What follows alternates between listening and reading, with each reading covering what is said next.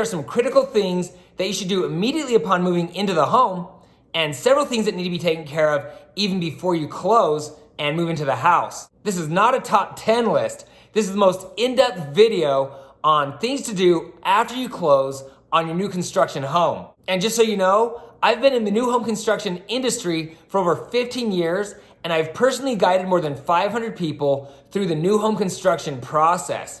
I've also built 5 homes for myself, so you can trust that I'm not going to leave anything important out. Hi, I'm Ty the Real Estate Guy, and if you'd like to stay up to date on latest real estate tips and trends, subscribe to my channel and ring that little bell. If you have any questions or comments at any time during this video, please leave a message below. I'll do my best to respond to each one of you. If you're looking to buy, sell, or build a home in Utah, please feel free to call or text. I would love to talk with you. Also, you'll want to watch to the end because I'm going to make some recommendations that are sure to answer your new home construction questions. Okay, so the purpose of this video is to give you a list of things to do as you prepare to close on your new construction home. So grab a pen and some paper or open a Word document. Go ahead, hit the pause button and gather what you need. Okay, so there are 3 different time frames when certain things should be done. Fortunately, you don't have to do everything all at once. I'll start with the things that should be done 30 to 45 days before closing. Then I'll give you a list of things that should be done just days before closing. And I'll conclude with the things that need to be done once you've officially closed and received your keys. Okay, are you ready? Here are the things you should do before you close on your new construction home once the builder has given you the official closing date. This is usually 30 to 45 days before the home is ready for move-in. Number 1, finalize your loan. Hopefully you've been pre-qualified with 2 or more lenders. Either way, at this point, you need to make a final decision and let the lender know what day you're scheduled to close. You'll also want to confirm that the money you've saved for a down payment is available and in the correct account. Quick reminder, most builders will charge you in the ballpark of $200 to $250 per day that you're late to close, even if it's the lender's fault. And in most cases, the builder will not waive this fee. Number 2, schedule time off work. Once again, this is something that you want to do as soon as possible to make sure you can get that day off. If possible, take a few days off. You're going to need it. Number 3, schedule your closing with the title company. Often the title company will reach out to you to schedule this appointment, but I recommend calling the title company yourself to schedule the most convenient time of the day for you. You always want to try to sign the closing documents before noon. That will drastically increase your chances of getting the keys to your home on that same day. The builder will not give you the keys until after your funds have cleared and the home is recorded with the city. It's not officially your home until both of these things happen. Number 4, get to know the surrounding area. Research local businesses and public services. This can be anything from the nearest grocery store to schools, the hospital, or restaurants.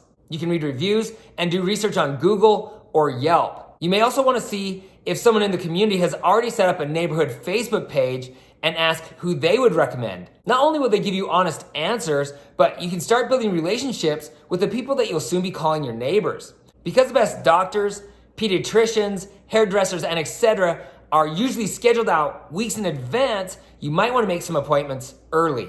Along these same lines, you might also want to register your children for school. The process of moving your kids can vary significantly from one school district to another.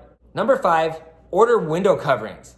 Since it's usually cheaper to add upgrades after the fact, a lot of people choose to add their blinds or shutters after they close on the house. When the builder gives you the 30 to 45 day notice, visit the property and measure the windows. Then order your blinds from a trustworthy online retail or local manufacturer. It will probably take 4 to 6 weeks for the blinds to arrive anyway. By the way, have you ever noticed a house where people put boxes, a sheet, or tinfoil in the window? I'm just gonna say it, don't be that person. Seriously, it looks like garbage, and most of your neighbors, even if they like you, will be annoyed. Just purchase some really cheap window coverings until you can afford something nicer. Number 6, change your driver's license. I actually placed this one in the other 2 categories before finally deciding to put it here. You can wait till after you close on the home to do this, But because it'll probably take the DMV 6 weeks or more to send you the new driver's license, you're probably better off just getting it done ahead of time before you get into the craziness of closing on your house. If you're planning to fly somewhere for vacation or whatever soon after moving into your new home, you're probably going to want an ID that has the correct address on it. Now, here's the list of things that you should do when you're just days from closing on your new home. Number 1, set up utilities. Look up the different area providers. Let them know your move-in date and when you'd like to change the utilities to your name. Some companies could be scheduled out for a few days, so you'll definitely want to let them know ahead of time. The different utilities include water, electricity, gas, and the city. Yes, you've got to pay the city on a monthly basis too. I'd recommend calling them first because a lot of cities operate some of these services and they often manage things like recycling and garbage removal. And usually they can tell you which utility companies to contact. Just so you know, most builders will give you a few days past your closing date to transfer the utilities into your name. But I should also warn you, if you take too long and one of the providers turns off your utilities, you'll have to pay a reconnection fee. This could cost you a few $100s. Number 2, set up internet and television. You might actually want to schedule these services a few weeks before your move-in date. Not having internet could be a very bad thing, especially if you work from home. By the way, you might want to call your current providers first. They might actually be able to transfer your services to the new property. Number 3, update your addresses and tell people you're moving. Carefully consider all the companies that send you things on a regular basis. Things like financial institutions, insurance, phone, internet, and cable. Don't forget to contact schools, doctors, your accountant, your church, and any subscription services like magazines, vitamins, Amazon, and etc. The list can be long and it can be time consuming to make all these changes, but you don't want your deliveries going to the old address or personal information in the wrong hands. You can and should also visit your local post office and have them forward your mail to the new address. But you've got to know that it's not a perfect system and some of your mail is sure to still end up at the old place. This is why it's important to leave your new address with the people moving into your old home so they can easily forward your mail. You should probably also tell your employer, family, and friends. Number 4, ask for help moving. Give your family, friends, and neighbors the opportunity to serve you. Send a text, make some phone calls, and post to social media. You'll also want to give people a place and time. You'll want to post to your social media accounts a few days before you move and then again the night before the moving day. You might be surprised who shows up and who doesn't show up. It could feel a little awkward, but there are a lot of people out there looking for opportunities to serve. If you're planning to use a moving company or if you're renting a moving truck, you'll want to schedule them several weeks in advance and then confirm the reservation several days before the move. Pro tip, take pictures of your expensive or fragile items so they can be replaced if damaged during the move. Number 5, start a to-do list and write things in order of importance. For instance, you might want to do some painting or hang your blinds. These would be great items to put at the top of your list. If you need to add landscaping, but you need a few months to save up, you'll put this item further down the list. Adding a fence would likely be even further down the list. You might want to add built-in shelving, upgrade the chandelier, faucets, and other light fixtures. Decide what you'd like done sooner and what can wait. Now, can I ask a quick favor? Will you please give this video a thumbs up and subscribe to my channel? I would appreciate it more than you know, and that will help others see that this video is helpful. And it allows me to produce more videos like this one to help awesome people just like you. Thanks. Okay, now I'll complete the list with the things you should do immediately upon receiving the keys to your brand new home. Number 1, set up a lockout plan in case you accidentally lock yourself out of your home. Put this plan into action immediately upon receiving your keys. You should have 4 to 5 total keys. If you're given less than that, have additional keys made before you do anything else. Then give one of the keys to your spouse, a trusted friend, or a family member. You can also attach a key lockbox to your home somewhere. Or, as a last resort, hide the keys somewhere around the exterior of the home. Getting locked out of your house sucks, especially when you have scheduled deliveries, installers, movers, or family and friends coming to help you. Along the same lines, if your home has a garage keypad, you'll want to change that code right away as well. You will need a ladder because most likely you're gonna have to hold in a button high on top of the garage door opener to change the code. Or you can just stand on your car or the bed of a truck. Number 2, security. Here's a few simple things that you can do to deter thieves. You could get a security system, but this can be expensive, especially if it comes with a monthly fee. You could also add cameras. And the Ring Video Doorbell has proven effective in keeping your delivery safe, and it discourages break-ins. If you can't afford a security system or cameras, just having a security sign in front of your house makes your home significantly less likely to be broken into. So if nothing else, put a sign or two in your windows or yard. You could also buy a dog or put up a sign that says, "Beware of dog." To lessen the fallout from a burglary, I recommend homeowners insurance. Number 3, buy a safe. A good safe can protect your precious things and important documents like birth certificates, social security cards, and etc. from theft and fire. You'll just want to make sure it has a high fire rating and that it's super heavy or that it can be bolted down to the floor. Number 4, know how to reset your breakers. When you start plugging in all your things, it's possible that you'll trip a breaker. You will want to know how to restore power. The main breaker panel is usually found in the basement, garage, a hallway, or in a closet. Okay guys, here's the main breaker panel. Just like this and open it up and you can see all the breakers are in line. If something trips, it'll come about halfway off, and you actually, to turn it back on, you need to push it all the way off and then back on, and that will get you the power restored to any part of your house where it was lost. If you lose power in the kitchen or bathroom, you may not need to go to the main breaker panel. It could be as simple as pushing the reset button on a nearby outlet. Number 5, find all your shutoff valves. The main water shutoff valve is usually found in the basement, a crawl space, or in the garage. In an emergency, this lever right here will shut off the flow of the water to the entire house.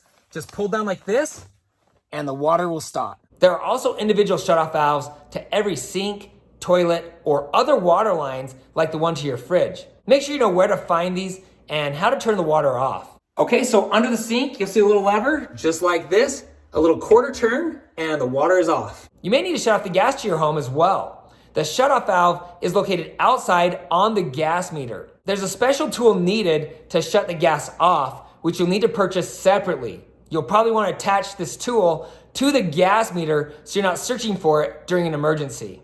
Number 6, ask for help to unpack. The process of unpacking the boxes and organizing everything can be exhausting. Invite a few of your closest friends or family members to come hang out. Let them know that you'd love their help unpacking and organizing. Tell them that you'll buy lunch. Having another person around while you unpack and organize can lift a heavy burden, and time flies when you're having fun. It's always nice to have a second set of eyes and hands when you're hanging things, and they might give you some good ideas on where things should go. If you have young children, find a babysitter or a friend or family member who wouldn't mind watching them for a few hours or a few days. Seriously. Number 7, pick up your mail key. In many parts of the country, the post office is starting to install those cluster mailboxes. If you're in this type of neighborhood, take your closing documents to the post office and they'll give you a key and tell you which box is yours. Number 8, add water purification and a softener. Depending on where you live, you may want to give both of these items some serious consideration. The water quality where I live is poor, so I chose to add a water purification system. You might want to research the quality of water coming out of your faucets. A water purification system could be one of the best investments that you ever make for the health of yourself and your family. If you live in a place with hard water, like I do, you might want to consider a water softener. Some of the benefits are cleaner hair, smoother skin, brighter and softer clothes, cleaner dishes, less time cleaning, and it prevents buildup of minerals in your pipes and appliances. It will also extend the life of your shower heads, faucets, and etc. Number 9, meet your neighbors. It's interesting how often people tell me that the neighborhood isn't very friendly when I see plenty of socializing going on. Often, the person complaining is offended that no one came to introduce themselves. In a new home construction community, everyone is new, and a lot of people are shy. So step out of your comfort zone and get out and talk to people. I'm not saying that you need to go out and knock on people's doors or that you need to make treats for your neighbors. Simply go for a walk, and when you see one of your neighbors, ask them where they've moved from. It's as simple as that. And you never know. You might meet your new BFF. Heck, you might make several new friends, drastically increasing your quality of life. Not only might they become people you can hang out with, but they can keep an eye on your home while you're away. They can also become your babysitters in an emergency or when you want a night out with the other adult that lives in your home. Or if there's not another adult, for those times when you want to go out for a night on the town. Exchange contact information with multiple people so you can take care of each other. You know, like neighbors. Number 10, start a home maintenance checklist. This would be a list of things that you need to do on a regular basis, like changing your furnace filter, polishing wood floors, dusting lighting fixtures, cleaning the outside of the windows, refinishing the wood deck, and etc. Okay, so here's my final quick tips. Number 1, if you're wanting to do any projects like painting, adding shelving, or whatever, give yourself a few days to get the projects done before you move in so your things don't get ruined or in the way. Number 2, hire pest control. This isn't always necessary, but the place where your home now sits was recently a field. Not long ago, snakes, mice, spiders, and things of this nature called your place their home. There is a good chance that you will have some intruders. If this bugs you, get it? Bugs you? Anyway, it's something you may want to consider. Number 3, smart home tech. There's a lot of advantages to adding smart home technology to your home, and it's something you should strongly consider. My house is not overly teched out, but I love the conveniences of the tech that I do have. For instance, I can view the exterior and interior of my home and turn on and off lights while I'm on vacation. Other cool tech options include things like the Echo, smart thermostat, garage door openers, sensors to tell you if there's water in the basement, and etc. Number 4, builder's warranty. Understand what's covered and for how long. Most builders offer a 1-year warranty.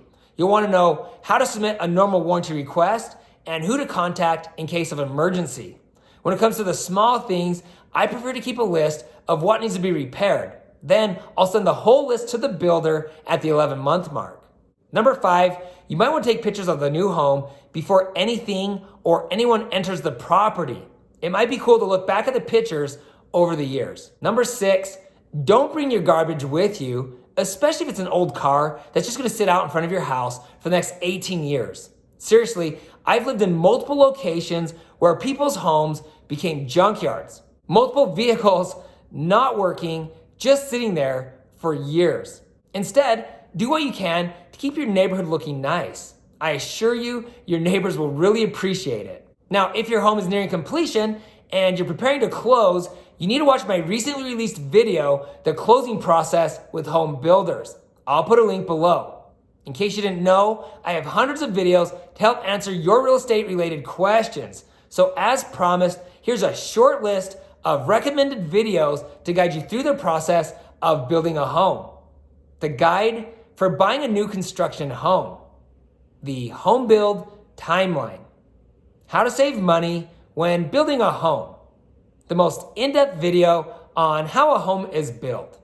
If you're planning to move to Utah or you already live here and you're looking to buy, sell, build a home, or invest in real estate, I would love to talk with you. Please feel free to contact me directly. If there's something that stood out to you as being helpful, or if you have questions, or if you think I left something out, please help the community by commenting below. If you know someone who's building a home, please share this video with them. And please don't forget to hit the subscribe button below and ring the bell to be notified each time I post new videos. Also, you can find me on Instagram at Ty, the Real Estate Guy. If you found this information helpful, please give me a thumbs up. Thanks for watching, and don't forget to ring that little bell below. It'll make you feel good.